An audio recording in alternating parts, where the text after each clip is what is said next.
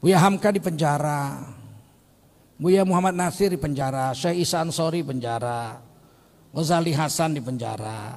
Kenapa ulama-ulama kita dulu di penjara? Karena mempertahankan kebenaran agama. Kalau mereka jadi penjilat, mana di penjara dapat jabatan dong, betul? Setuju?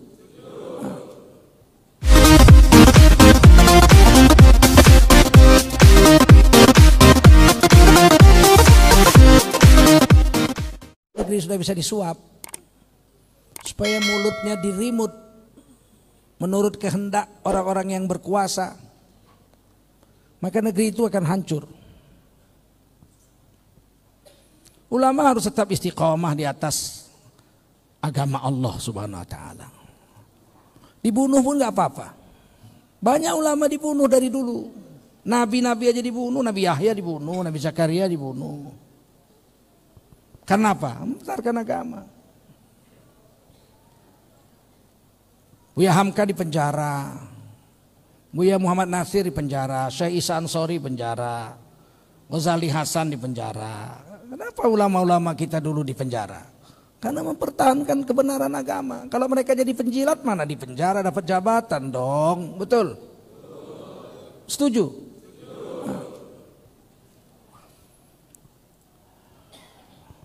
Dan sekarang memang diiming-imingi ulama itu, diberi jabatan, gaji 100 juta sebulan.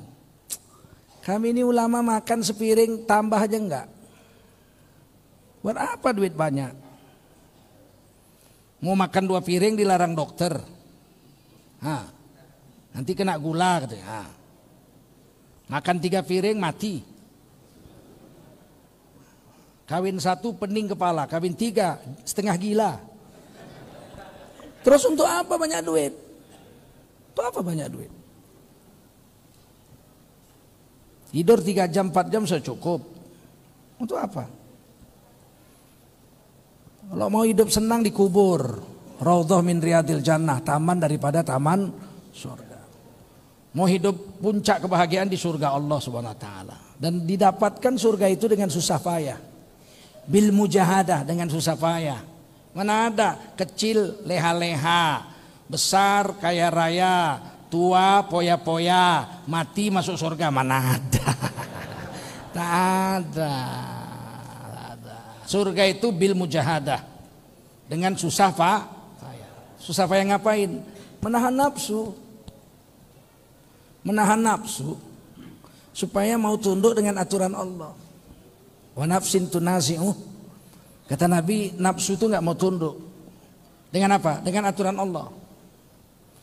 Nafsu enggak mau tunduk dengan aturan Allah, dipaksa baru mau dia. Salat subuh mana mau kalau nafsu.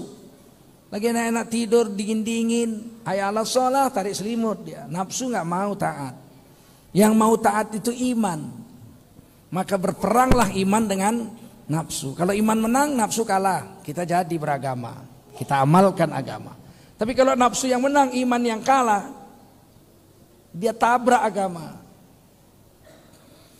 Jangan dipikir koruptor-koruptor yang beragama Islam itu nggak tahu hukumnya mencuri. Ada yang hafal Quran pun. Saya tanya sama hakim, saudara Islam sudah naik haji saya. Apa hukumnya mencuri? Apa dia bilang? Haram tuan hakim, masa sunat muakkad. Dia berilmu. Cuman imannya kalah sama nafsunya. Sehingga dia langgar ilmu yang dia tahu itu. Dirazia sama Satpol PP pelacur-pelacur pinggir jalan. Tangkap, bawa ke kantor Satpol PP. Baris. Mana KTP? Keluarkan KTP. Ditengok Satpol PP namanya Nur Hayati. Ya. Kau Nur Hayati? Nur Hayati om. Islam. Oh bapakku udah naik haji 3 kali. Kenapa kau jadi pelacur? Kepepet. Apa hukumnya melacur? Ya Allah om. Ya haram. Masa sunat muakkad. Jangan kalian pikir dia melakukan pelacuran untuk dirinya itu. Dia nggak tahu kalau itu hukumnya haram. Tahu dia. Tapi nafsunya besar, imannya kecil. Kalah imannya dengan nafsunya. Jadi ditabraknya agama. Bukan karena nggak tahu. Apa pemabuk-pemabuk tuh nggak tahu kalau hukumnya minum khamar itu haram? Tahu. Perempuan-perempuan yang buka aurat tuh apa nggak tahu dia pakai kerudung tuh wajib? Kalau ditanya, ibu apa? Umur berapa? 60. Islam. Udah naik haji aku. Kau pakai rosepan. Kalau pakai rosepan kenapa? Kan pakai kerudung gimana coba? Pakai kerudung apa hukumnya bagi wanita? Wajib. Pakai kol-kola dia jawab. Wajib katanya. Jadi bukan karena dia tidak tahu melanggar agama itu, tapi karena nafsunya besar, imannya kalah sama nafsunya. Justru kita itu mujahadah, berjihad mati-matian melawan nafsu, bukan untuk membunuh nafsu. Nafsu nggak bisa dibunuh. Kalau dibunuh nafsu nggak beranak lah kita. Nafsu itu dikontrol supaya ikut aturan Allah. Nafsu syahwat bukan dibunuh. Ada agama yang mencoba membunuh nafsu syahwat. Pendeta-pendetanya tidak kawin, tapi di belakang dia main. Mana bisa nafsu dibunuh? Ada agama yang membunuh nafsu makan. Makan nggak boleh pakai daging, nggak boleh pakai ikan yang bernyawa, haram. Dia cuma makan nasi sama sayur aja. Mana tahan?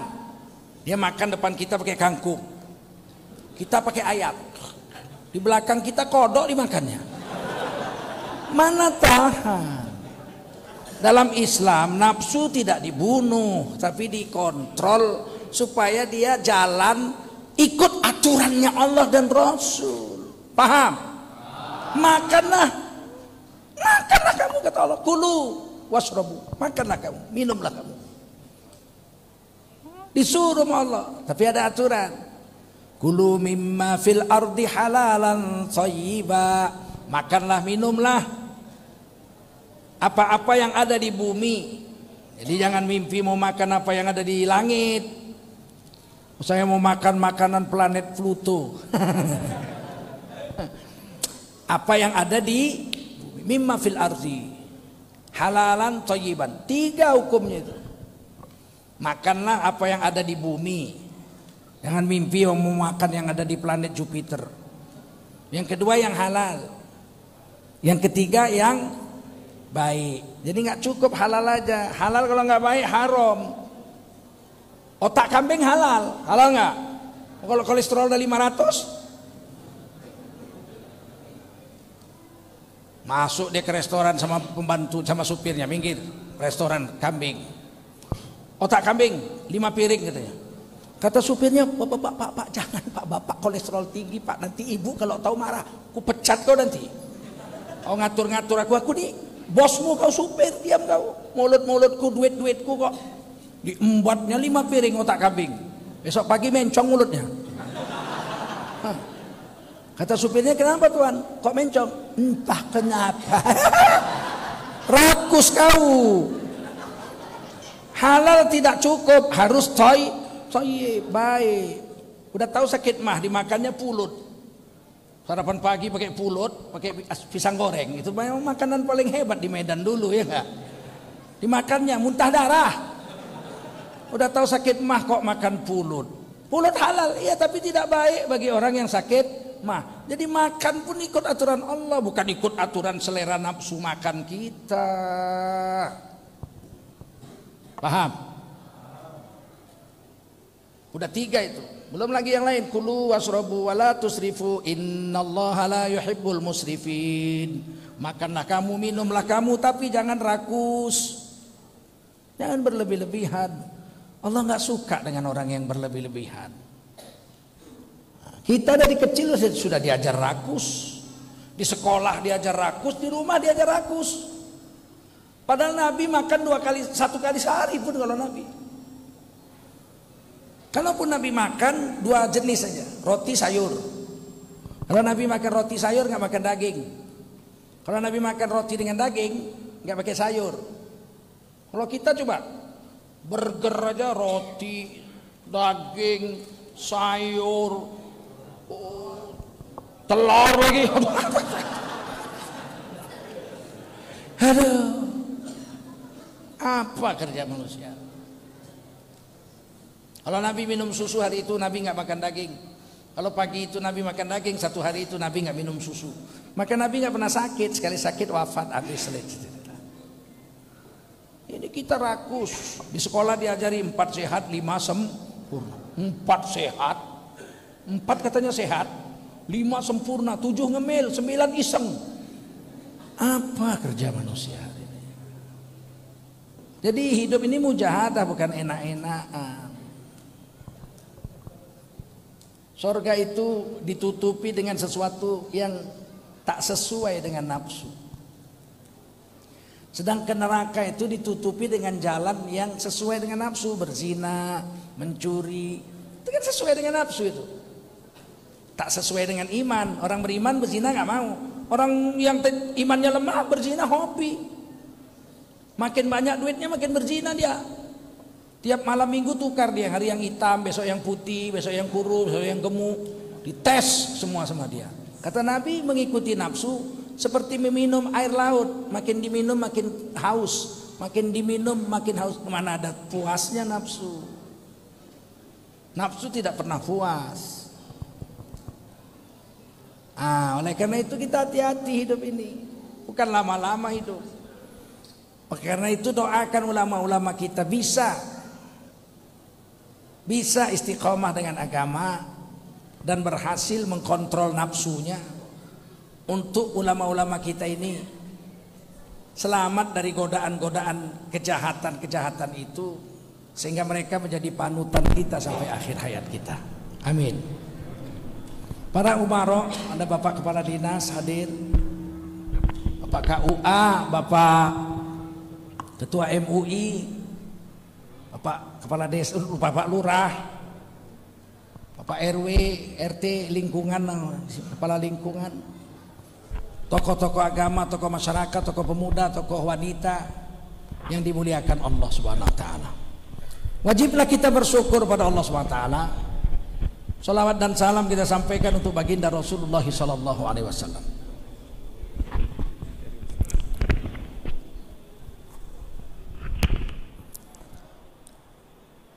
Hari ini orang Islam mengalami banyak cobaan. Bukan saja orang Islam yang tinggal di negara-negara kafir. Negara kafir maksudnya bukan negara itu nggak sholat, mana ada sholat negara. Negara yang dihuni mayoritas orang-orang kafir. Atau orang-orang Islam yang tinggal di negara-negara yang mayoritas Islam. Di mana-mana hari ini orang Islam ini mengalami banyak masalah dan cobaan.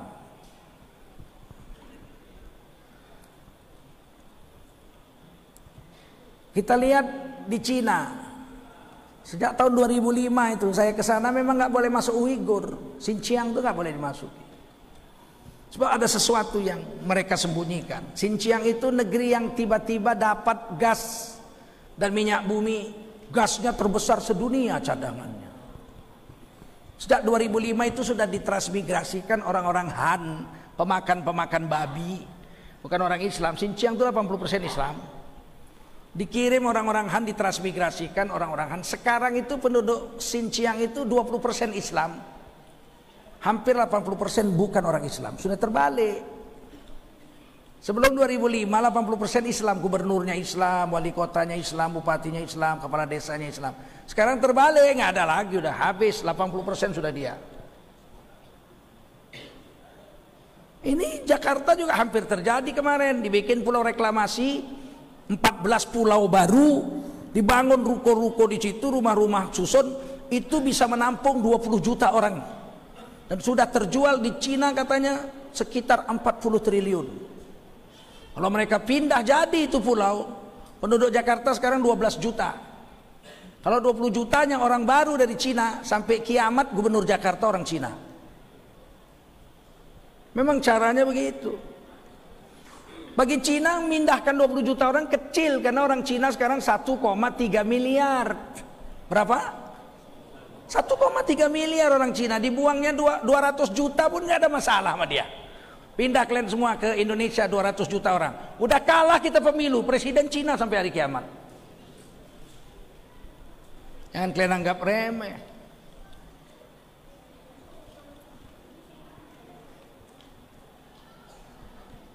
Xinjiang, orang-orang Islamnya teraniaya, dikurung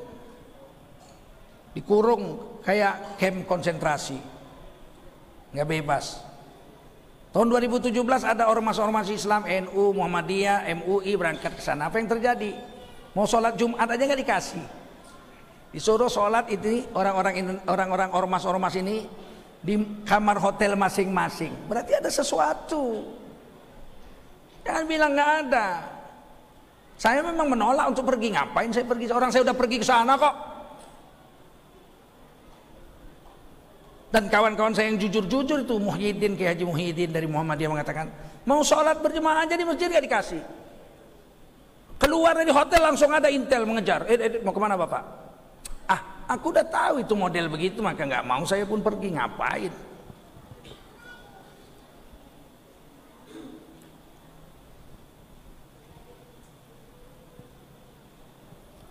Cina kejam terhadap Xinjiang, orang-orang Uighur Islam. Dibongkar sama Amerika, dokumennya bocor. Tentu ada yang jual dokumen, orang miskin jual apa duit, betul nggak? Bocor. Amerika menyerang. Sekarang 23 negara Eropa dan Amerika menuntut ke PBB supaya Cina diinvestigasi khusus. Indonesia nggak termasuk dalam 23 negara itu.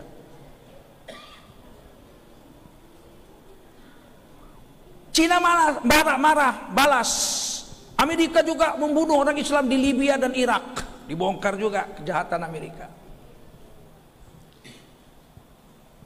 Di Suriah penguasanya itu 20% Syiah, Nusairiyah, 80% kita Ahlus Sunnah.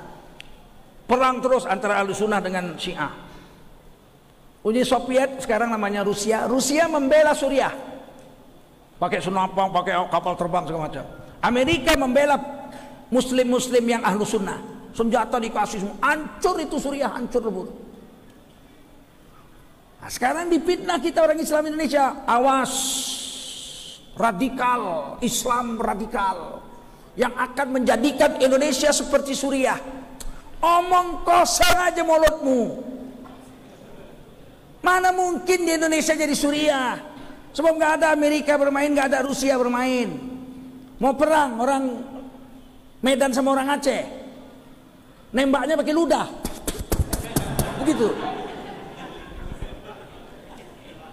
Senjata di tangan TNI Polri, betul. Kapan kita mau perang kayak Rusia, kayak Suriah? Itu cuman menakut-nakuti kita orang Islam aja, supaya ustadz-ustadz kayak Tengku Zulkarnain jangan diundang. Ini radikal. Pakai cadar radikal, pakai rok mini radikal.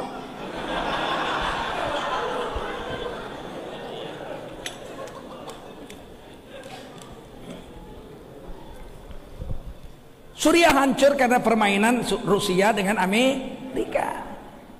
Siapa aja yang jahat? Rusia jahat, yang mati orang Islam.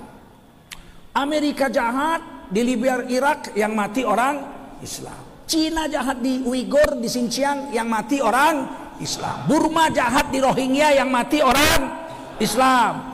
Yahudi jahat di Palestina, yang mati orang Islam. Orang Syiah memberontak di Yaman, terjadi perang, yang mati orang Islam.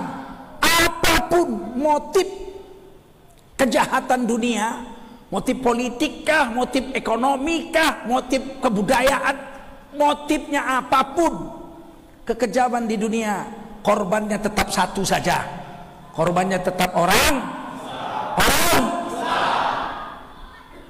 Kayak iklan minum itu, apapun makannya, minumnya tetap teh botol. Betul. Siapapun banditnya, korbannya tetap orang Islam. Ini supaya kita sadar, ini orang-orang Islam ini. Jangan jadi penjilat-penjilat inti. Sekarang susah. Ustadz-ustadz, ulama-ulama kok malah menyalah-nyalahkan orang Islam, bela-bela mereka. Ada satu tokoh mengatakan, di Xinjiang itu gerakan separatis, mau memisahkan diri dari Cina, maka agak ditekan seperti Papua. Papua itu kan separatis juga, jadi seperti itu. Omong kosong. Kalau betul orang Xinjiang itu memberontak, pasti sudah di blow up, sudah ditunjukkan di koran-koran, di TV. Berapa tentara yang mati, betul? Ini tentara Cina mati, ditembak, ini mati, ini dibom, ini. Mesti ada ditunjukkan. Satu pun tidak ada ditunjukkan korban tentara Cina yang dibunuh oleh orang Xinjiang. Berarti dusta saja, betul? 4 hari yang lalu tentara kita terbunuh 2 orang syahid di Papua, diberitakan nih dibunuh oleh kelompok KB, yang bunuh kelompok KB. Gak berani bilang gerakan separatis, kelompok KB, kelompok keluarga berencana, bukan apa, kelompok KB, KKB, kelompok kriminal bersenjata. Semua kriminal bersenjata, betul nggak? Di sini pun rampok pakai pisau, ya nggak? Kalau ngerampok pakai ludah, siapa yang takut? Serahkan hartamu, serahkan hartamu. Semua kriminal bersenjata. Diumumkan negara kita mati, terbunuh tentara kita syahid, betul nggak? Kalau betul di Xinjiang itu ada pemberontakan separatisme, pasti Cina sudah umumkan, ini memang jahat Xinjiang, ini korbannya, ini korbannya, ini korbannya. Betul nggak? Nggak ada berarti dusta. Jadi nggak usah pandai-pandaian lah ngomong mulutmu. Iya, kadang-kadang ini Tengku Julkarnain ini ceramah panas saja, harus adem. Kita itu harus adem. Kalau mau adem kau masuk kulkas kau. Sama otak-otakmu beku dibikinnya, ya nggak? Orang Islam udah kayak gini di seluruh dunia, kok kau suruh ustadz ceramah adem?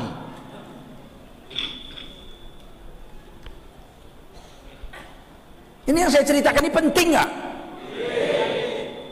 Apa ini memprovokasi supaya orang Islam bunuh Cina? Kan enggak kan? Enggak. Dikit-dikit langsung Tengku Julkarnain ini radikal, anti Cina. Saya anak Cina kok anti Cina? Nggak kalian lihat mataku sipit? Siapa yang anti Cina? Kita anti kepada kezaliman, betul? Kita anti kepada keserakahan, betul? Karena Pancasila, Undang-Undang Dasar 45 tidak mengizinkan adanya keserakahan. Keadilan sosial bagi seluruh rakyat Indonesia. Keadilan sosial bagi seluruh rakyat Indonesia. Sekarang saya tanya, yang miskin siapa di Indonesia? Orang Islam atau orang Cina? Islam. Yang punya tanah banyak orang Islam atau orang Cina? Yang punya toko-toko besar, mall-mall orang Islam atau orang Cina? Orang Islam 88,7%. Berarti tidak ada keadilan sosial, betul? Adil itu kan yang banyak dapat banyak, yang sedikit dapat sedikit, itu baru adil.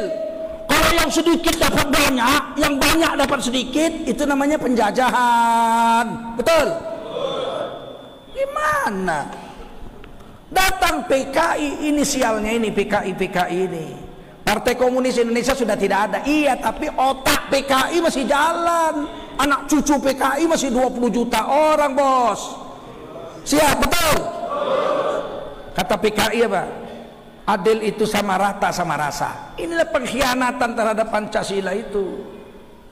Kita nggak sadar adil itu sama rata sama rasa. Kalau sama rata sama rasa nggak adil.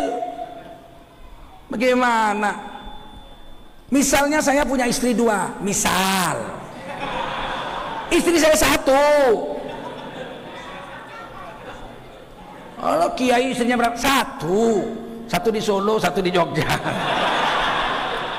Istri saya 1. Sudah saya kawini 27 tahun.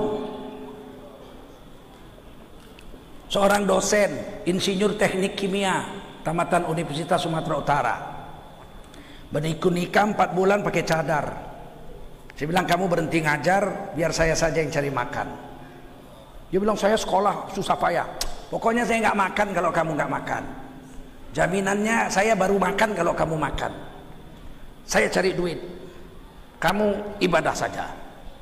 4 bulan pakai cadar. Termasuk wanita pertama pakai cadar di Sumatera Utara, istri saya. Dan tidak pernah saya madu istri saya itu.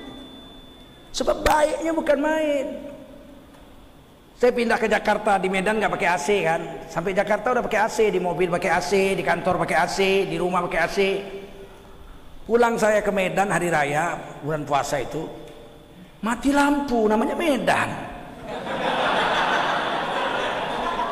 Kalau nggak mati lampu bukan Medan, namanya Medan. Kota mati lampu Medan, kota paling jorok Medan. Dapat hadiah dari Menteri Lingkungan Hidup, kota terjorok se-Indonesia kota Medan. Begitu mau 2 periode pula, untung masuk penjara. Gak usah kalian pilih, walaupun saudaraku itu, sepupuku itu. Kalau Sontoloyo nggak usah pilih. Pilih orang-orang yang betul-betul mau berjuang untuk agama. Kata guru saya, kalau mau milih orang baik atau tidak secara fisik, lihat makannya. Kalau makannya sedikit, itu orang baik. Tapi kalau udah makan diembatnya semua, semen dimakannya nanti, besi dimakannya. Paham? Nggak mungkin salah guru saya. Saya udah setua ini, jenggot udah putih. Bergaul sama orang, kalau udah saya lihat orang makannya banyak, pasti jahat orangnya. Pezina atau macam lah, pokoknya yang makan banyak itu jahat. Makan sedikit. Kalau udah kita lihat makannya sedikit, ini orang baik secara fisik. Kenapa? Nafsu makannya aja ditahannya, apalagi yang lain-lain. Orang jahat tuh kata Imam Ghazali karena mulut. Karena mulut jahat, kemaluan jahat. Pangkal dosa itu mulut. Maka wudhu yang nomor 1 dicuci mulut.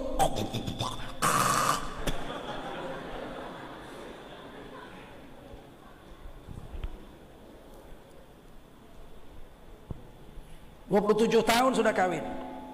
Mati lampu panas, habis sholat zuhur, saya bilang ayo kita masuk hotel saja. Ada AC di hotel, dekat dari rumah kita ada hotel tuh, hotel syariah lagi, dekat situ. Kata istri saya, jangan bang, family datang, keponaan datang, cucu-cucu datang, abang-abang ipar semua datang. Manalah enak kalau kita di hotel, panas. Diambilnya karton. Abang tidur aja di kipasnya saya. Saya bilang nggak usah di kipas. Kita masuk hotel aja. Udahlah bang, tenang aja di kipasnya. Sampai saya tertidur, bangun azan asar. Azan asar saya bangun, masya Allah, masih di kipasnya. Sejak kapan kau kipas? Sejak tadi itulah. 2 jam. Iya bang, abang nyenyak kali tidur abang. Ku bilang makjang, kalau istri sebaik ini di madu, jahanamlah suaminya itu.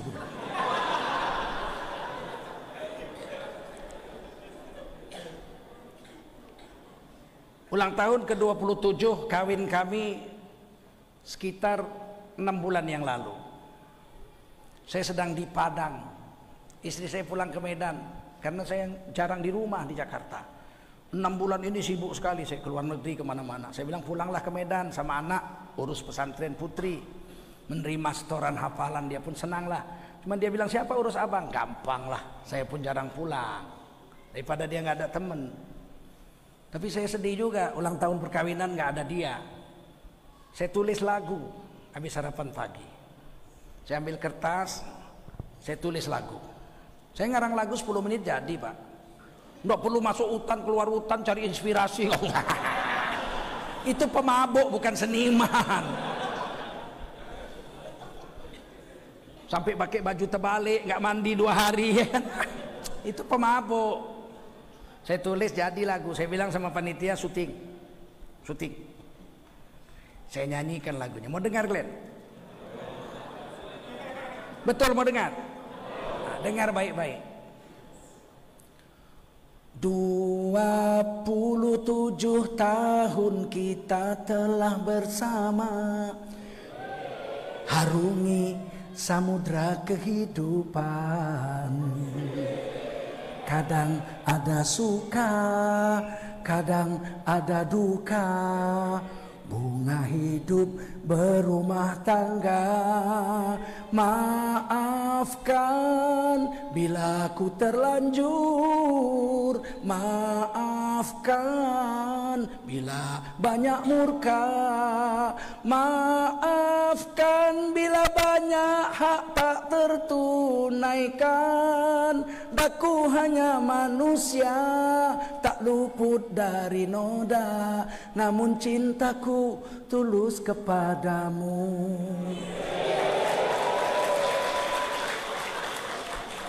Selesai di syuting, kirim pakai WhatsApp. Nggak lama dibalas istri saya langsung gambar nangis. Ces.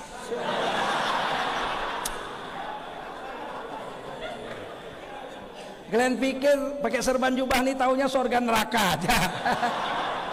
Harus romantis dengan istri, paham? Kata Nabi, khairukum khairukum li ahlihi. Di antara kamu laki-laki terbaik adalah laki-laki yang paling baik terhadap istrinya. Wa ana khairukum li ahli. Daripada kamu semua, akulah Rasulullah yang paling baik terhadap istrinya. Begitu. Istri ini makhluk ajaib.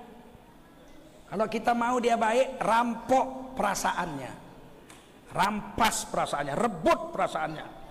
Karena perasaan istri itu 9. Kalau perasaannya udah diambil, beres, nggak masuk lagi itu fitnah. Kalau dia lagi masak di dapur, kita urut bahunya. Capek sayang. Urutnya 2 menit aja, bukan lama-lama. Capek sayang. Ada abang, nanti nampak mertua. Shh, mertua sedang beli gembung. Dia lagi ngepel, cubit pinggulnya. Au! Abang ini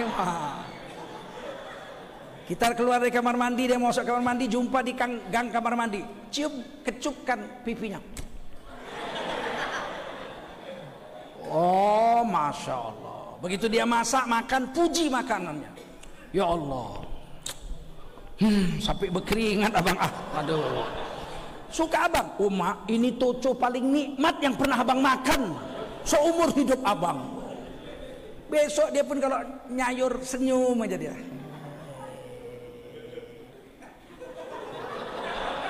Mertua nanya, kau Susi senyum aja kau masak dari tadi. Ingat abang mak. Begitu merebut perasaan istri. Bahagia dia. Cuman itu kelemahan karena perasaannya 9, akalnya 1, dia main perasaan. Begitu dibilang toconya enak, 3 minggu toco aja.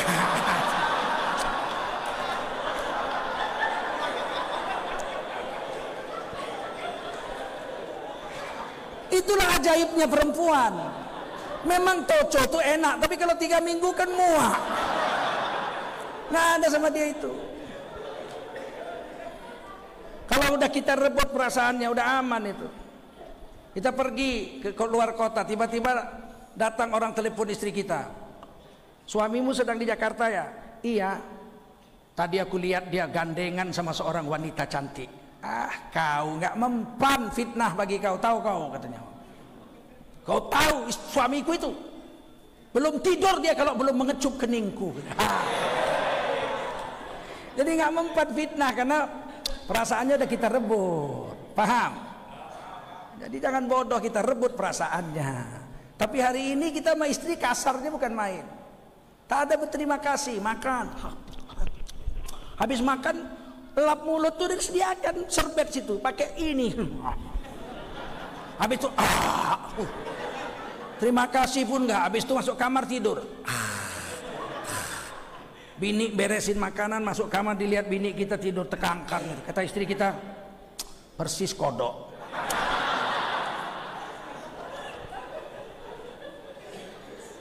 Padahal istri itu cukup diambil perasaannya.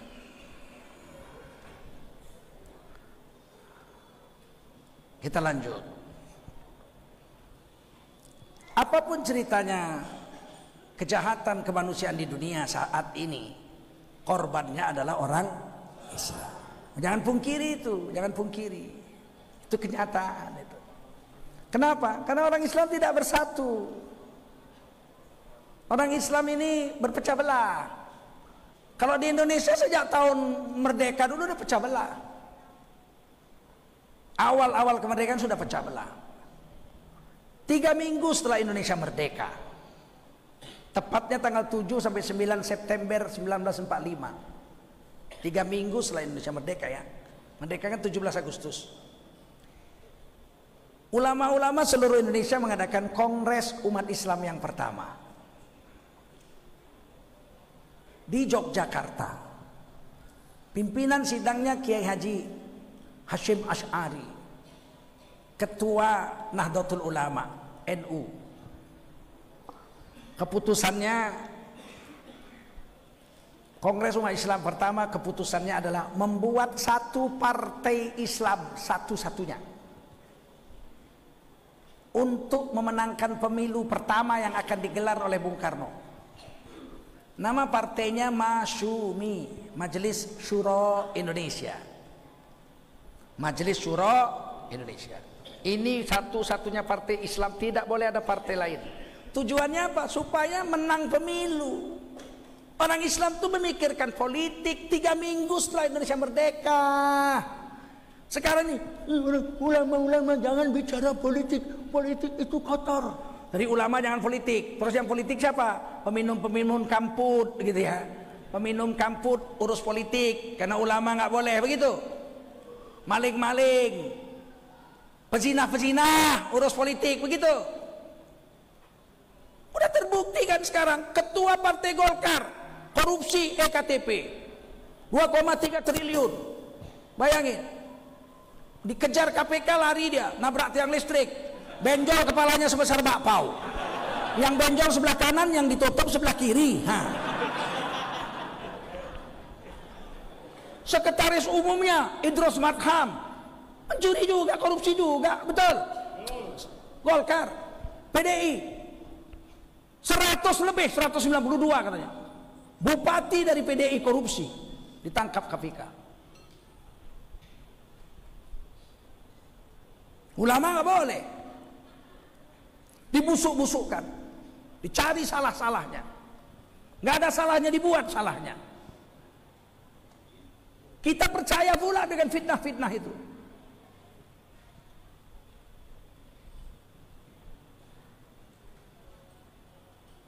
Nah, berdiri Masyumi 7 sampai 9 September 1945. Tapi sayang, Bung Karno tidak ada uang.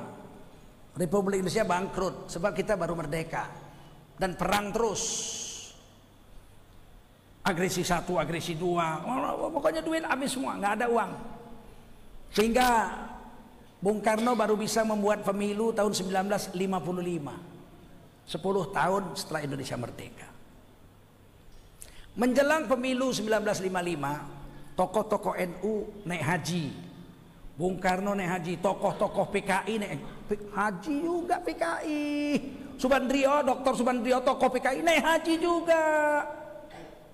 Belakangan Subandrio ditangkap, diadili di pengadilan militer tahun 1966. Ditanya oleh hakim, saudara Subandrio, saya Tuan Hakim, Anda PKI? Oh bukan Tuan Hakim, saya orang Islam loh, sudah naik haji saya. Kata hakim, kamu Islam? Islam, saya sudah naik haji. Kamu sholat subuh berapa rakaat? 6 katanya.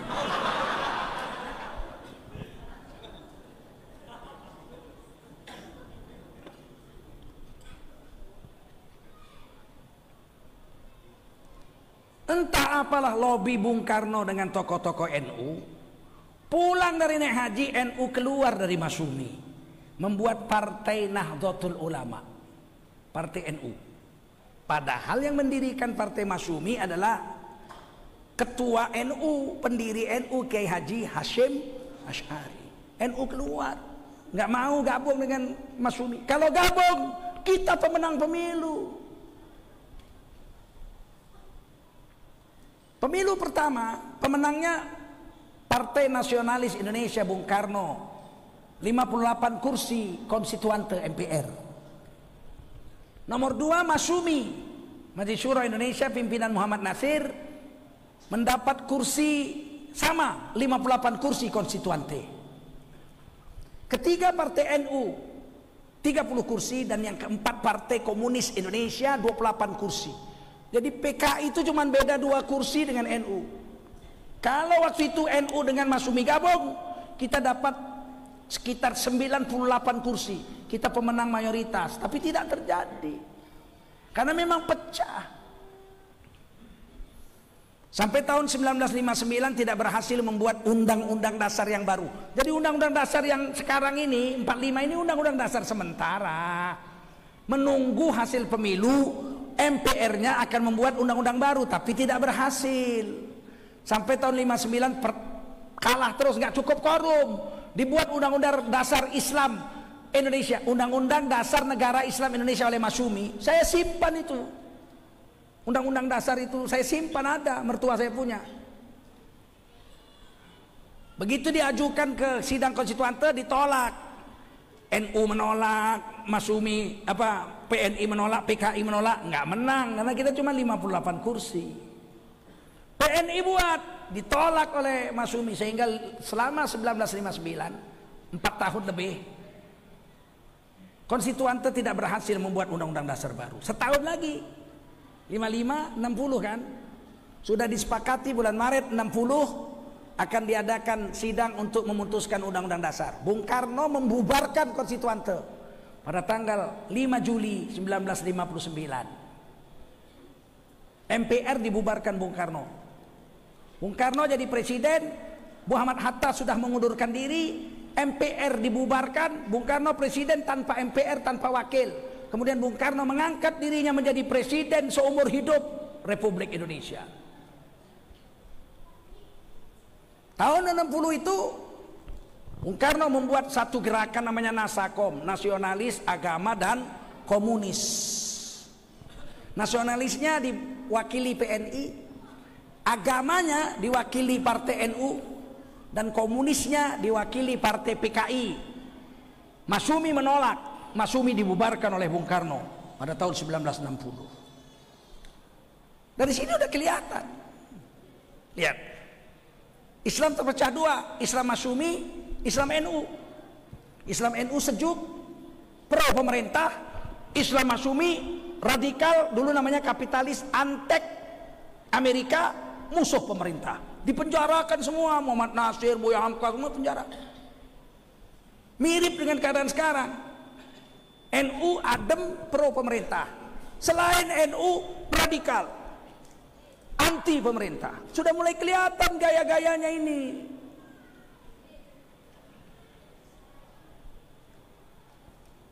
Dari dulu memang begitu. Nah, kita harus bersatu agar kita menjadi kuat. Siap? Sekarang ini penghinaan agama aman, nggak ada yang ditangkap. Sukmawati menghina agama udah 2 kali, nggak ditangkap. Beberapa petinggi Polri jumpa saya di kantor saya waktu penghinaan pertama. Mereka mengatakan, ini bagaimana Pak Tengku proses hukum? Apa kata petinggi-petinggi Polri? Ya harus diproses hukum, tapi siapa yang berani memeriksa? Tidak ada satu polisi pun yang berani memeriksa. Memeriksa aja gak berani. Bebas. Padahal udah jelas-jelas mengadu domba antara agama dengan kebudayaan. Sarikonde ibu Indonesia lebih indah daripada cadarmu. Sarikonde itu kebudayaan Jawa, nggak ada di Sumatera. Yang ada di Sumatera sunting, betul. Yang ada tusuk konde di sini. Apa tusuk sate di sini? Tusuk konde nggak ada di sini, tusuk konde. Kondenya ada di Jawa. Sarikonde ibu Indonesia, berarti Sarikonde orang Jawa, nggak ada di Sumatera. Ada di Sumatera tusuk konde, nggak, tusuk sate ada, sate Padang, ya kan? Ada. Lebih indah daripada cadarmu. Budaya diadu domba dengan agama, ini kan penghinaan ini. Syariat Islam cadar itu syariat Islam ada di surah An-Nur ayat 59. Sedangkan Sarikonde ada di kebudayaan Jawa, diadu domba mana boleh. Kalau budaya diadu domba dengan budaya saja orang bisa perang, apalagi budaya diadu domba dengan agama. Saya kasih contoh. Ada 3 orang mahasiswa kuliah di Yogyakarta UGM, satu orang Padang, satu orang Aceh, satu orang Jawa. In the cost dalam satu rumah, nyewa rumah orang tuh bertiga. Setelah 6 bulan, mahasiswa Padang ini teringat dia kampung halamannya Minangkabau. Diputarnya lah radio CD lagu Saluang. Menangis air matanya.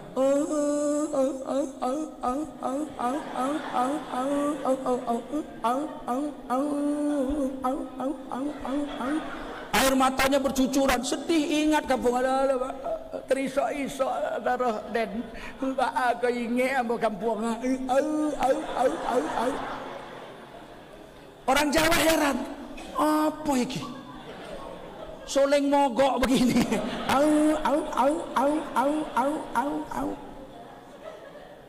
Apa enaknya?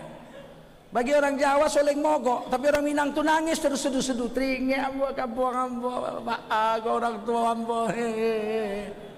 Datang orang Aceh pula, apa pula ini? Setengah jam, Ini kebudayaan. Datang orang Jawa, diambilnya tape recorder, dimatikannya, cekek, dikeluarkannya itu CD, dipasangnya CD dia punya. Ini baru enak. Lagu Jawa. Ono ketek ireng kekere wis tuwek kok meten wae. Orang Jawa tuh senang. Datang orang Aceh, apa pula nih ketek meteng. Apa enaknya ketek meteng. Dicabutnya CD-nya, dipasangnya CD Aceh. Assalamualaikum. Waalaikumsalam. Datang orang Jawa, macam monyet kau tengok. Ini bisa bunuh-bunuhan. Kebudayaan saja diadu domba bisa bunuh-bunuhan. Apalagi kebudayaan diadu domba dengan agama, betul? Nggak ditangkap ini orang, nggak ditangkap.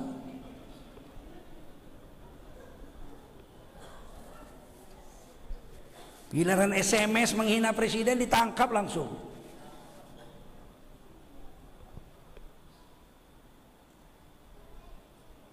Padahal menghina presiden itu delik aduan. Kalau presiden yang nggak ngadu nggak boleh tangkap. Tapi kalau menghina agama tidak pun mengadu sudah boleh ditangkap karena deliknya delik umum. Nggak berhenti sampai situ, masih dihinanya lagi. Siapa lebih berjasa, Bung Karno atau Nabi Muhammad? Gila ku agak orang. Kalau Bung Karno perang sendiri nggak menang, betul? Yang memerdekakan dari sini 90% orang Islam, betul? Dari mana orang Islam mau perang, menyambung nyawa bela negara kalau nggak dari agama, betul? Dari risalah jihad, betul? Dari mana risalah jihad itu ada kalau nggak dari Rasul, betul? Mana akalnya itu? Makanya kita harus ingat, Nabi Muhammad adalah sebaik-baik makhluk. Allah itu satu-satunya Al-Khaliq, Sang Maha Pencipta. Selain Allah semua namanya makhluk. Aras makhluk, langit makhluk, kursi makhluk, bidadari makhluk, malaikat makhluk, manusia makhluk, jin makhluk, setan makhluk, tumbuh-tumbuhan binatang makhluk. Selain Allah semuanya tapi makhluk yang paling agung adalah Nabi Muhammad sallallahu alaihi wasallam. Lebih agung dari Jibril. Fauqal malaikatil kirami maqami. Maqam derajat Nabi Muhammad lebih agung dari malaikat, termasuk malaikat Jibril. Jangan kita pikir malaikat Jibril lebih baik dari Nabi Muhammad. Itu paham sesat. Siapa yang mengatakan Jibril lebih baik dari Muhammad? Lia Eden. Nabi palsu perempuan itu, dia ngaku Nabi Muhammad, ditangkap polisi, masuk penjara 2,5 tahun. Keluar dari penjara nggak tobat, malah ngaku malaikat Jibril. Dipikirnya malaikat Jibril lebih hebat dari Nabi Muhammad. Itulah begonya dia tuh. Lebih hebat Nabi Muhammad dari malaikat Jibril. Nabi Muhammad menerima risalah, menerima surat. Yang mengirim suratnya itu adalah malaikat Jibril. Sekarang ku tanya, mana lebih hebat, tukang kirim surat atau tukang terima surat? Yang kuat jawabnya, mana lebih hebat? Dari situ aja kita udah tahu. Apalagi dari hadis. Ketika Isra dan Mi'raj, Nabi Muhammad naik buraq, dikawani Jibril. Sampai di Sidratil Muntaha, buraq kembali ke surga Ma'wa. Jibril menunggu di Sidratil Muntaha. Kata Jibril, Nabi Muhammad berangkat sendiri ke atas lagi. Karena tiap sesuatu ada batasnya. Saya malaikat batasnya Sidratil Muntaha. Lewat dari Sidratil Muntaha, kami mati musnah tanpa bekas, tak ada lagi sisanya. Maka malaikat Jibril nunggu di Sidratil Muntaha. Nabi Muhammad naik terus lewat kursi raf-raf sampai ke mustawa, sampai ke kaki aras. Tidak ada makhluk yang sampai ke kaki aras kecuali Rasulullah Muhammad sallallahu alaihi wasallam. Makanya dikatakan fauqal malaikatil kirami maqami. Makomnya Nabi Muhammad itu lebih tinggi dari malaikat-malaikat sekalipun. Tiba-tiba ada yang membanding-bandingkan. Ada lagi yang bilang Nabi Muhammad itu kan manusia seperti kita. Iyalah, kalau itu tidak disangkal. Itu ayat Quran. Qul innama ana basyarum mislukum. Katakan hai Nabi kepada semua umat manusia termasuk umatmu. Sesungguhnya aku manusia semisal kamu. Nabi Muhammad itu manusia semisal kita, tapi tidak serupa dengan kita. Misal tidak serupa dengan yang dimisalkan. Betul. Saya beli kapal-kapalan yang di buntutnya itu ada lilinnya. Saya taruhkan di bak mandi, jalan dia tong tong tong tong tong tong tong tong. Kata cucu saya, atau persis sekali sama kapal asli ya tuh. Iya persis, tapi nggak sama. Kalau kau naik tenggelam nih. Kalau kapal asli, mobil ratusan bisa diangkatnya, manusia ribuan bisa diangkatnya. Misal tidak sama dengan yang dimisalkan. Betul. Nabi Muhammad manusia semisal kita, tapi tidak serupa dengan kita. Ada monyet naik sepeda, main sirkus. Kita nonton hewan, monyet itu, lihai kali monyet itu naik sepeda. Macam manusia aku tengok. Iya macam, tapi nggak jadi manusia tuh monyet. Tetap monyet, betul.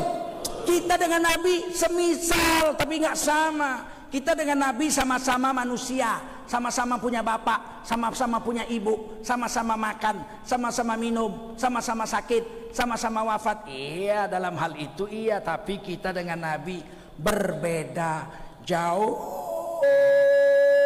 bilang jauhnya begitu.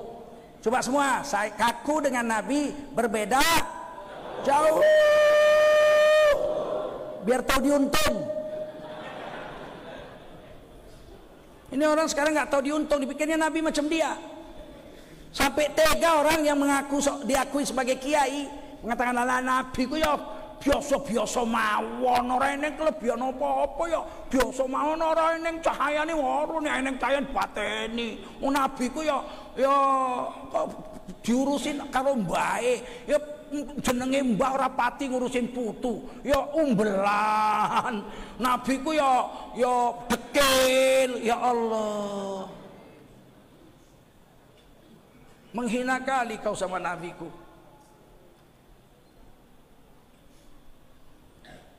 Nabi itu ya kalau udah ya seperti anak-anak biasa, lari sana pelayanan sini, main sana main sini, sehingga Nabi itu nggak sekolah sampai buta huruf. Memang zaman itu ada SD Impres. Gimana kalau orang ini? Mungkin karena rambutnya gondrong nggak masuk udara itu. Kurang oksigen otaknya itu. Ya Nabi itu ya begitu. Rono melayon rene ngangon wedhus, pelihara kambing. Kalau seandainya kata yen nang Mekah ono pohon jambu ya melu nyolong jambu. Seandainya di Mekah ada pohon jambu, mesti Nabi ikut mencuri jambu juga katanya. Saya aja terkusulkan demi Allah, seumur hidup nggak pernah saya mencuri jambu. Nggak pernah saya mencuri jambu seumur hidup saya. Masa Nabi mencuri jambu? Nabi itu waktu disusui ibunda Halimatus Sa'diyah, dibawa ke pegunungan Bani Sa'ad. anak Halimah tuh Sa'diyah ibunda kita ini, ada kan namanya orang menyusukan kan punya anak. Kalau tiba-tiba bisa nyusukan nggak punya anak bagaimana? Nah, ibunda Halimah mengatakan kepada suaminya Abu Zaid, ini anak yang kita ambil dari Mekah, nyusu sebelah kanan, dada sebelah kanan. Anak kita jatahnya susu sebelah kiri.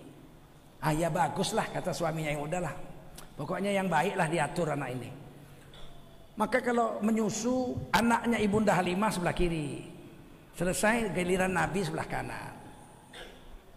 Satu hari yang namanya ibu kan sibuk ya, sibuk, diambil Nabi Muhammad disusukan ke sebelah kiri, nggak mau Nabi minum, disorong-sorong, nggak mau Nabi, menolak, nggak mau. Bingung ibunda Halimah ini, nanya sama suaminya, kenapa ya anak kita kok nggak mau disusukan hari ini? Ah nih dorong, oh kau kan bilang yang sebelah kanan, dipindah sebelah kanan langsung Nabi minum. Kecil aja masih bayi Nabi udah tahu ini bukan jatah dia, dia nggak mau, masak jambu orang dicurinya. Kutekekkanlah kepala kau nanti. Menghina kali sama Nabi. Nabi itu punya irhas, tanda-tanda bakal jadi seorang Nabi. Sebelum jadi Nabi, semua Nabi-Nabi 124.000 Nabi, 313 Rasul, 25 Rasul pilihan, 5 Rasul ulul azmi, 1 Imamul Anbiya wal Mursalin, imamnya seluruh Rasul dan Nabi. Itu waktu sebelum menjadi Nabi diberi irhas, satu kehebatan yang tidak diberikan kepada manusia biasa, kecuali dia bakal jadi Nabi baru diberi. Nabi Muhammad itu sudah diberi irhas, minum susu bagian jatah dia aja Nabi baru mau. Irhasnya Nabi, ibunda Nabi waktu hamil tidak merasa berat, santai kayak nggak hamil. Padahal kata Al-Quran, manusia yang paling menderita bukan orang miskin. Orang miskin masih bisa tidur nyenyak, nyender aja di pohon jambu. Betul? Kita salah, kita pikir kalau miskin hidup sengsara. Pembohongan itu. Banyak orang miskin bahagia, justru banyak orang kaya nggak bisa tidur, minum pil tidur pun tak tidur. Betul? Jangan dipikir kalau rumah gedong hidup bahagia. Kebahagiaan itu di dalam dada kita. Ada iman atau enggak, ada yakin enggak sama Allah, itu yang bikin bahagia. Kalau ini kuat iman yakin sama Allah, nggak dapat makanan dia bersabar, mulia. Dapat makanan dia bersyukur, mulia dua-duanya. Tapi kalau orang kaya nggak ada iman, dapat harta rakus, nggak dapat harta mencuri dia, menipu, karena iman nggak ada. Orang kaya yang pelit itu seperti orang beli ikan kakap. Beli ikan kakap seekor sekilo, dia bawa pulang seekor kakap tuh, dia goreng sama sisik-sisiknya, sama insang-insangnya digoreng, sirip-siripnya digoreng semua. Habis itu dia makan dari kepalanya sampai buntutnya, kucing sampai tepelunguk. Itulah perumpamaan orang kaya yang pelit. Kalau ditanya kenapa bapak nggak sedekah, duit saya, yang cari duit saya, yang punya duit saya, kenapa saya harus berbagi sama orang lain? Kan hak saya. Orang memang pura-pura miskin, minta aja padahal pemalas. Ini hak saya. Itu sama dengan orang makan ikan dari kepala sampai buntut. Sehatkah dia? Tengah hari habis makan tuh, nyangkut tulang tuh di leher. Dibawa ke dokter, dokter pun bingung. Iko ba kau tulang gadang kau dapet nyangkui si kau. Bingung, dokter pun bingung. Dokternya orang Padang pula. Kalau Batak kan, gila kau ya katanya. Bisa menyangkut pula tulang di leher kau, mampus kau katanya. Beda budaya Jawa sama Batak ya enggak? Tolonglah dokter katanya. Lantaran kau congok, udah nggak usah dibius, ku tarik aja, tahankan kau. Memang cari penyakit sendiri, orang pelit itu mencari penyakit sendiri. Justru kita bagi-bagi itu supaya nggak sakit. Belikan seekor sisik, sisiknya buang untuk semut. Potong-potong siripnya untuk bebek. Buang insangnya untuk ayam. Paham? Goreng, makan dagingnya aja, tulangnya untuk kucing. Kalau semua dimakan, gila, betul. Banyak orang sekarang rumahnya besar, nyumbang anak yatim 30.000, itu pun gemetarnya 2 jam. Bapak kenapa? Baru jumpa setan? Bukan. Kenapa? Baru sedekah. Loh, kok sedekah 30.000?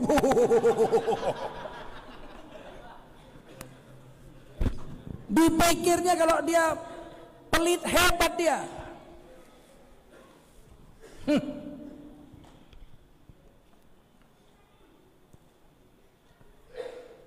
Nabi Muhammad SAW, waktu ibunda Nabi Muhammad itu hamil, tidak susah.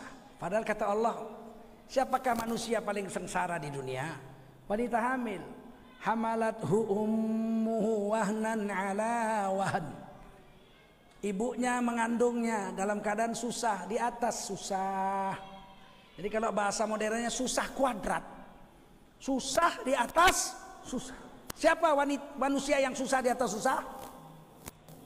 Wanita hamil. Surah Luqman itu, hamalathu ummuhu wahnan ala wahn. Ibunya telah mengandungnya dalam keadaan susah, di atas segala kesusahan. Kalau orang miskin masih bisa hidup bahagia. Malah Ida Laila mengatakan, waktu dia miskinlah dia hidup bahagia. Ida Laila ini penyanyi Melayu tahun 80-an. Dia nyanyi, waktu dia miskin dia bahagia. Tatkala ku ingat dirimu di saat pertama hidup sengsara, makan sepiring kita berdua, tidur pun setikar bersama. Nggak ada bahagianya selain waktu itu. Tidur setikar bersama, makan sepiring berdua, nggak punya piring 2, piring 1 plastik lagi. Tikar pun sudah koyak-koyak.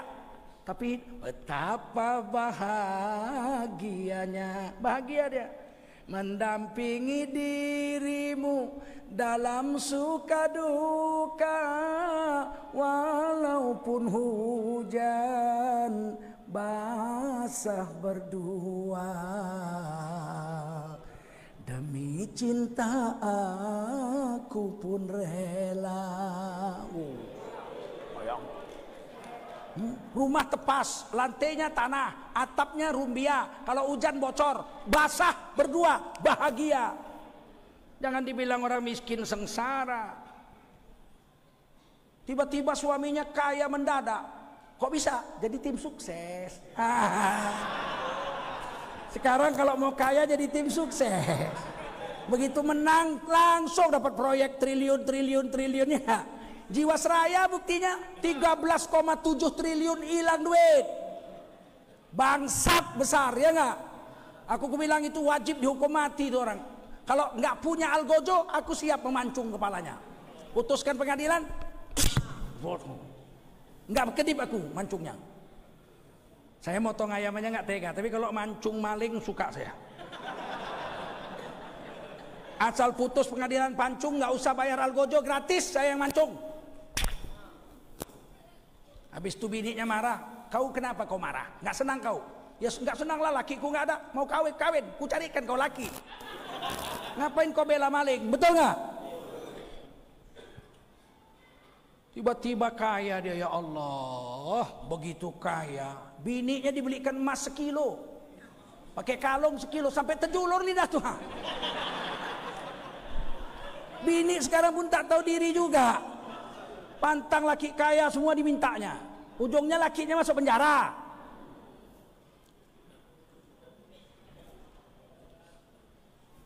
Begitu dia sudah jadi pengusaha, jadi direktur, Sabtu Minggu tak pernah pulang. Istrinya telepon, kriung, dilihat sama suaminya. Nggak diangkat, kriung, dilihat. Ditulis di situ Kopassus. Bininya nomor telepon ditulis Kopassus.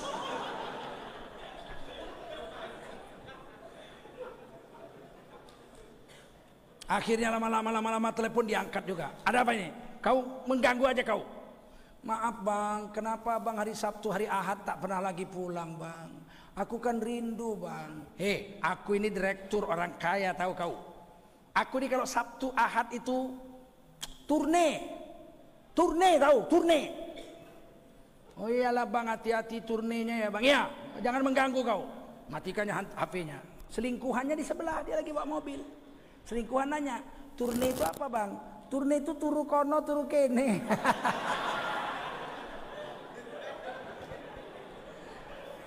Ternyata udah kaya jahat, betul nggak? Belum tentu kaya itu bahagia. Orang yang paling sengsara kata Allah wanita hamil. Makan muntah, nggak makan muntah, hamil. Tidur mereng kanan sesak napas, mereng kiri sesak napas, telentang sesak napas, telungkup lahir anaknya. Apa nggak bahaya? Tapi ibu Nabi hamil mengandung baginda Rasulullah SAW tidak terasa susah sama sekali, seperti biasa aja. Itu salah satu irhas kelebihan Nabi SAW. Ada yang seperti itu, ada Nabi Yahya. Nabi Yahya seperti itu. Nabi Yahya itu ibunya mandul, bertahun-tahun nggak punya anak. Suaminya Nabi Zakaria tidak kawin lagi. Itulah hebatnya orang dulu ya. Dibawa ke dokter, tabib, diperiksa. Kata dokter, zaman itu tabib namanya, istrimu mandul, nggak punya anak. Nabi Zakaria doa, Rabbi la tazarni fardan wa anta khairul warithin. Setiap malam tahajud doanya itu, ya Allah, berilah aku seorang anak, jangan biarkan aku mati seorang diri nggak punya anak. Sesungguhnya engkau adalah sebaik-baiknya pemberi ahli waris, pemberi anak. Sampai lebih 100 tahun ngadu, wa imra'ati akhir, wahai Allah, istriku mandul tapi aku minta anak, nggak kawin lagi. Coba kita 2 tahun nggak punya anak, istri kawin lagi. Tanya orang, berapa istri? 2. Kenapa? Mandul. Istri saya mandul. 2 tahun nggak punya anak lagi, kawin lagi. Bara bini sekarang 3. Mandul. 3 tahun lagi nggak punya, kawin lagi 4 bininya. Berapa sekarang istrimu? 4. Kenapa 4? Mandul semua. Kata orang, jangan-jangan kau yang mandul. Diperiksa ke dokter, dia yang mandul. 4 bini orang. Aduh. Nabi Zakaria udah jelas istrinya mandul. Di doanya, wa imra'ati akhir, istriku mandul ya Allah, tapi aku minta anak. Engkau sebaik-baik pemberi anak. Sampai lebih 100 tahun. Istrinya sudah menopause, sudah nenek-nenek, nggak haid lagi, gigi sudah ompong, kulit sudah keriput. Tiba-tiba datang malaikat memberi kabar, dia bakal punya anak. Setelah istrinya nenek-nenek umur 100 tahun lebih. Fanadathul malaikah, malaikat datang memanggil Nabi Zakaria. Wa huwa qaimun yusalli fil mihrab. Saat itu Nabi Zakaria sedang sholat di mihrabnya minta anak. Annallaha yubashshiruka bi Yahya, adalah Allah memberi kabar gembira, kau bakal punya anak namanya Yahya. Anaknya belum lahir, istrinya belum hamil, namanya sudah muncul, Yahya, berarti laki-laki. Kalau perempuan Yayu.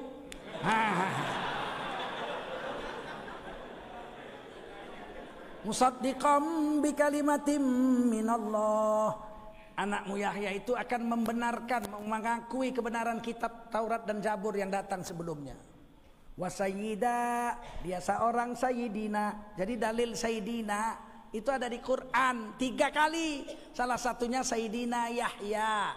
Kalau Nabi Yahya aja boleh dipanggil sayyidina Yahya, masa Nabi Muhammad dipanggil sayyidina Muhammad? Bid'ah, masuk neraka. Kebanyakan makan micin kau. Ngaji yang betul. Wahasura, beliau seorang bujangan yang mati, bujangan belum sempat kawin nanti mati, belum lahir Sudah diberitahu bakal jadi Sayyidina, bakal jadi pemuda tampan ganteng tapi belum sempat kawin mati. Wa nabiyya, dia jadi seorang nabi, minas sholihin, salah satu dari orang-orang yang soleh. Bayangkan nenek-nenek umur 100 tahun lebih hamil. Bahaya nggak? Bahaya nggak? Kalau makan muntah matilah dia, kurang makan. Namanya nenek-nenek. Tapi istri Nabi Zakaria, ibu Nabi Yahya, hamil nggak muntah-muntah, nggak susah, kayak ibu Nabi, sama, tidak merasakan kesusahan. Pas mau melahirkan, coba kalau nenek-nenek umur 110 tahun melahirkan, kata dokter, siap-siap nek, ya, kita akan melahirkan nek, belum ada sisar, harus ngeden nek, ayo ngeden nek, yang kuat nek, nenek ngedennya yang kuat.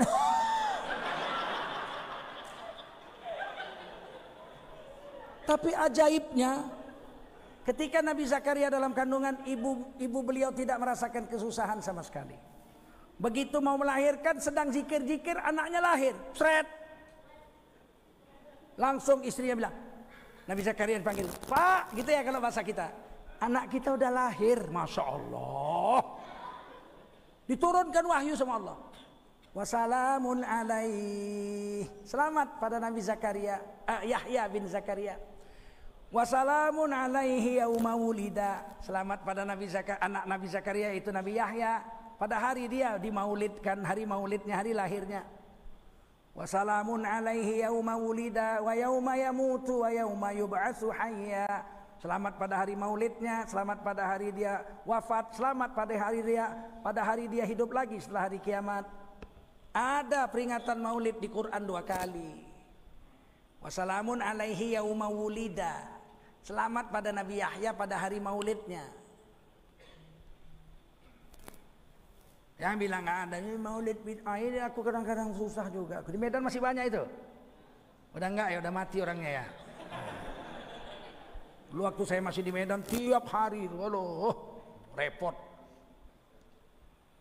Nah, ketika Nabi mau lahir, keluar dari perut ibunda Nabi cahaya yang menembus langit, ilas samai, menembus langit. Dan ibu Nabi bisa melihat istana Raja Romawi di Syam, dan bangunan-bangunan tinggi di Basrah kelihatan saking terangnya.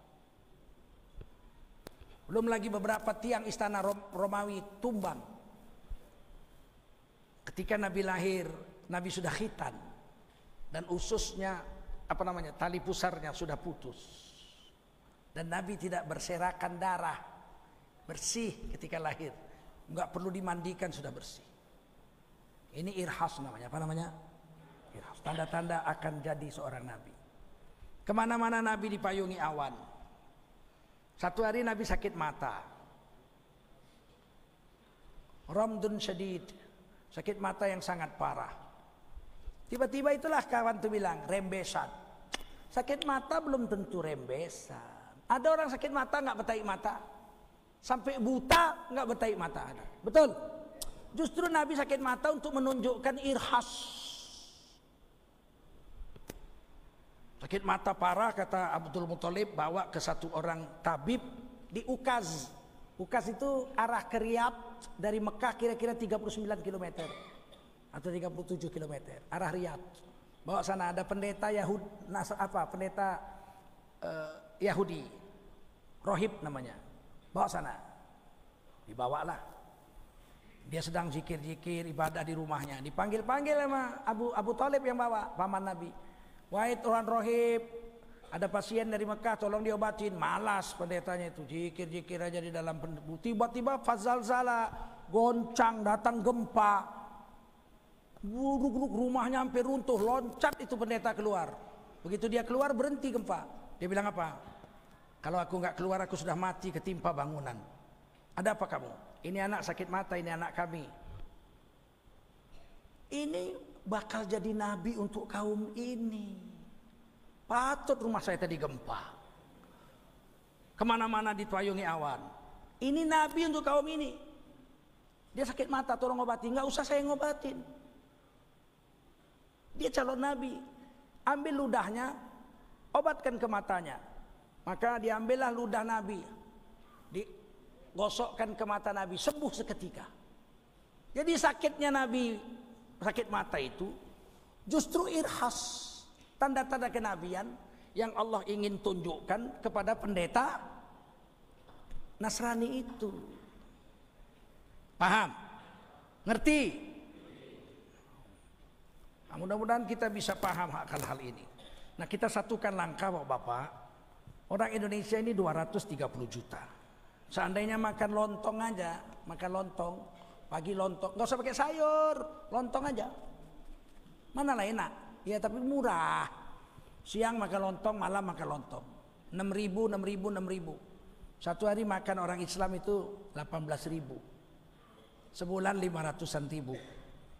230 juta rakyat Indonesia kalau makan lontong saja, itu berarti orang Islam mengeluarkan duit 115 triliun sebulan untuk makan lontong saja. Kalau lontong sayur, berapa lontong sayur sekarang? Pakai telur 10.000. Siang lontong sayur 10.000, pagi lontong sayur, malam lontong sayur 30.000 toh.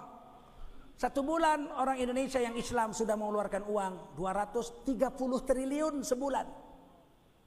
Kalau makan lontong saja, itu belum gosok gigi, odol gigi, minyak goreng, minyak rambut, ongkos pergi, baju, sendal, sepatu. Tapi hari ini duit itu nggak jatuh ke tangan orang Islam. Kita nggak belanja di warung tetangga. Kalau kita hanya mau belanja warung tetangga, beli beras, beli cabai, beli tomat, beli kecap, beli garam, beli gula sama tetangga, itu duit yang beredar 230 triliun sebulan. Tapi hari ini kita belanja ke mall. Mall siapa punya ya? Lu orang tidak tahu loh. Aduh, pergi belanja ke Maret. Belanja itu ke Pak Joko, Mpok Mina, Wak Jannah, Abdul Qadir, Haji Jumadi, Jainuddin Ngaciro gitu. Tetangga kita, paham? Mau nggak? Siap nggak? Ini ibu-ibu 50.000 pun ke mall. Saya beritahu, di Indonesia ini tidak boleh ada monopoli. Tapi kenyataannya ada. Satu Cina konglomerat punya tanah 1 juta hektar. Kebunnya itu izinnya 35 tahun. Sudah habis. Zaman Pak Harto udah habis kan? Udah habis, sekarang diperpanjang 35 tahun lagi. Sekarang Badan Pertanahan Nasional sedang membuat DPR sedang membuat undang-undang Badan Pertanahan Nasional supaya satu konglomerat punya hak kuasa tanah 90 tahun. Cucu kita udah mati pun belum habis itu. 1 juta hektar satu Cina. Kalau dia tanam sawit 2 ton 1 hektar, dia jual sawit gondol aja 1.000, itu berarti duitnya 2 triliun sebulan. Kalau dia jual sawit, tapi mana ada dia jual sawit. Dia bikin pabrik CPO, izinnya 30 tahun. Jadi CPO yang dijual ke luar negeri cuma 10%. 90% dia buat minyak goreng, sabun dan sebagainya. Pabriknya dia punya ini, pabrik CPO. Udah jadi pabrik CPO, mau buat minyak goreng, dia bikin pabrik minyak goreng. Pabrik minyak gorengnya dia punya, izinnya 30 tahun. Udah jadi minyak goreng, mau dibuang, mau dijual harus dibungkus plastik. Dia nggak beli plastik dari pabrik orang, dia bikin lagi pabrik plastiknya dia punya. Udah masuk minyak goreng dalam plastik, mau dibawa ke kota harus dibungkus kardus. Dia nggak datang ke KPU minta sisa kardus pemilu. Dia bikin pabrik kardusnya dia punya sendiri. Minyak goreng sudah masuk dalam kardus, mau dibawa ke kota harus diangkut. Dia nggak sewa logistik pengangkutan umum orang, dia bikin perusahaan logistik dia punya sendiri. Perusahaan logistik di perjalanan bisa kecelakaan, harus diasuransikan. Dia nggak pakai asuransi negara. Asuransi Jiwasraya sekarang bangkrut, ini mau udah dibawa lari duitnya katanya hilang. Asuransi jiwa 1912 enggak, dia bikin perusahaan asuransi dia punya sendiri. Sampai di kota dia harus jual, taruh di mall. Dia nggak numpang mall orang, dia bikin mallnya dia punya sendiri. Mall hanya bisa di kota, di kampung-kampung nggak ada mall. Di kampung-kampung dia bikin maret. Sampai di pinggir hutan tempat monyet kawin ada maretnya. Sekarang saya tanya, kita dapat apa?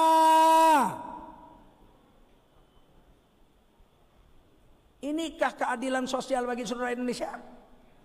Ya kan kita telah menciptakan lapangan kerja. Ya berarti kita jadi kuli seumur hidup. Betul.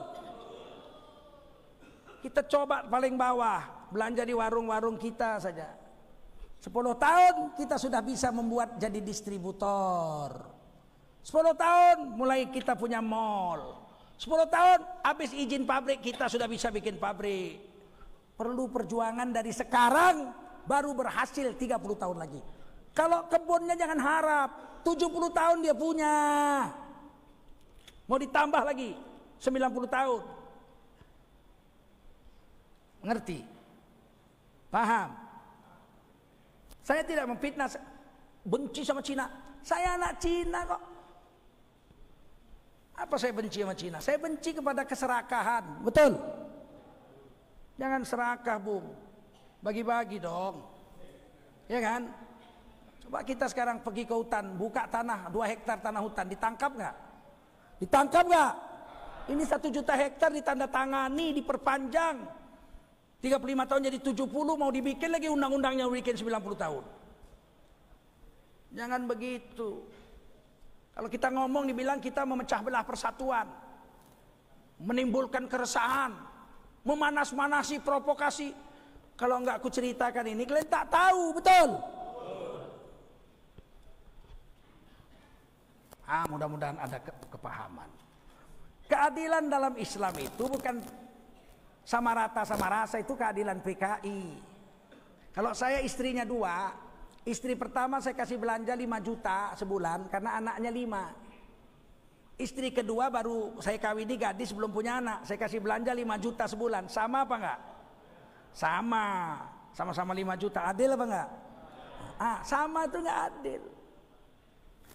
Harusnya yang banyak dapat banyak, yang sedikit dapat sedikit. Itu baru adil. Betul? Kata orang PKI, adil itu sama rata sama rasa. Justru itu nggak adil.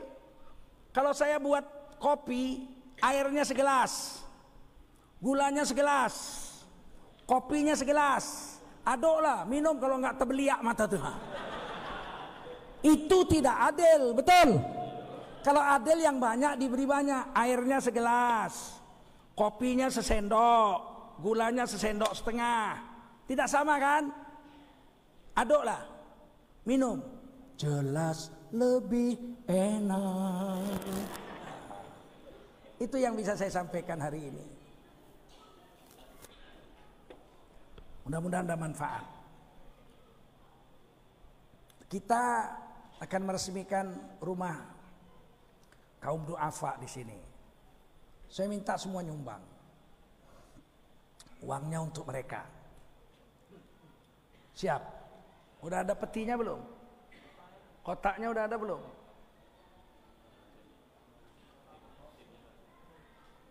Kotak kardus minuman aqua saja. Sebelum saya tutup, jangan nggak ngasih Bu, ngasih. Kalau kebanyakan boleh ambil baliknya. Kasih 100, baliknya 70, oke. Asal jangan masuk 50, balik 200. Ayo. Kardus-kardus saja. Lekas 5 menit. 1 perempuan, 1 kardus laki-laki. Maafkan saya Pak, ini penting Pak.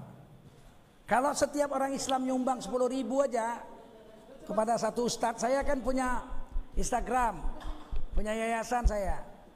Instagram saya tengkusulkarnain.id. Sekarang 740.000. Kalau 1 juta nyumbang 10.000 aja, 10 miliar duitnya Pak.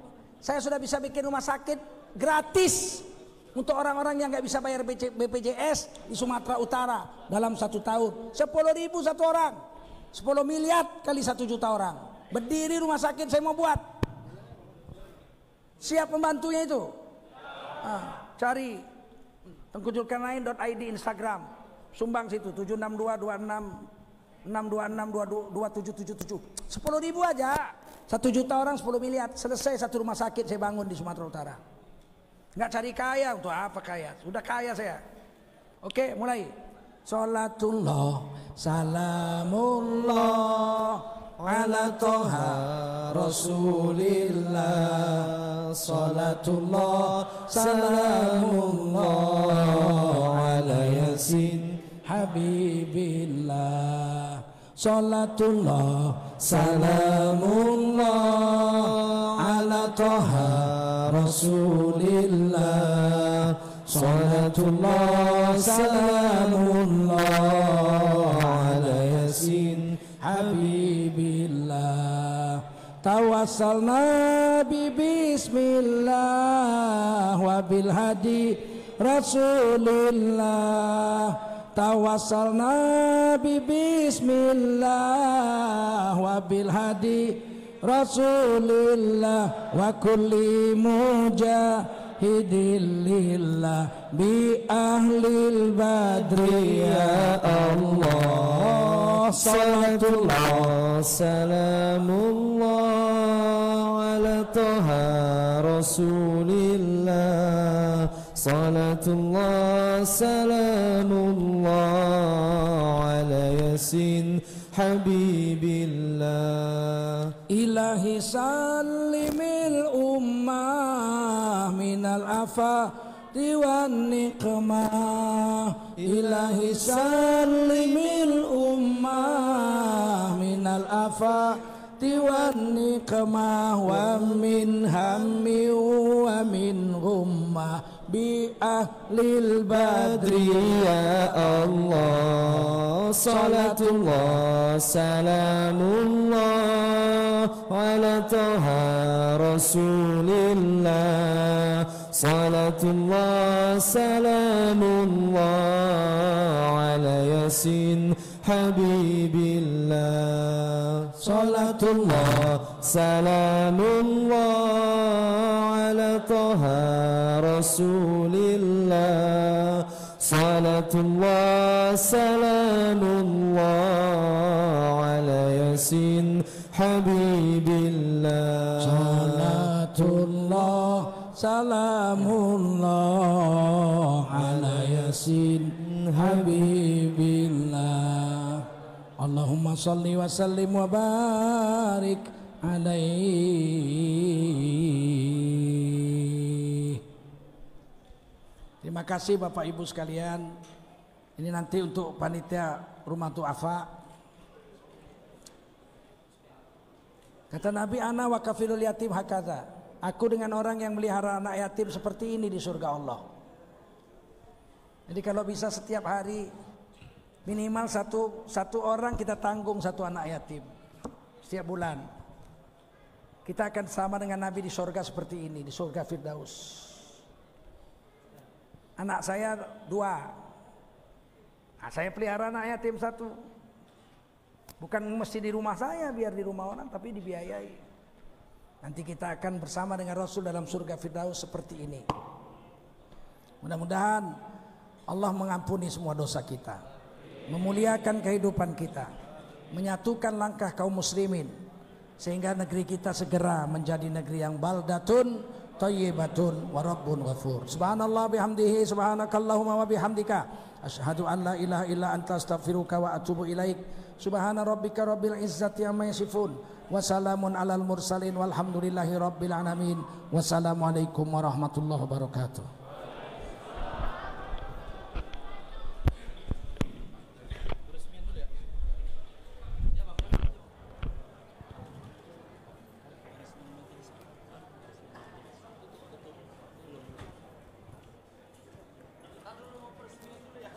Ya, assalamualaikum bapak-bapak, ibu-ibu. Ntar dulu bu, jangan ada dulu yang pulang bu, karena kita di sini masih ada lagi acara satu lagi, peresmian Majelis Mahabbah yang insya Allah akan diresmikan oleh Kiai Haji Tengku Zulkarnain sama Bapak Dr. Andus Haji Zakaria Lubis MM.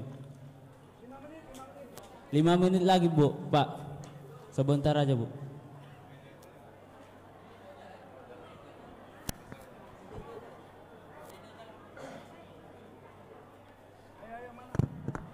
Mana apa?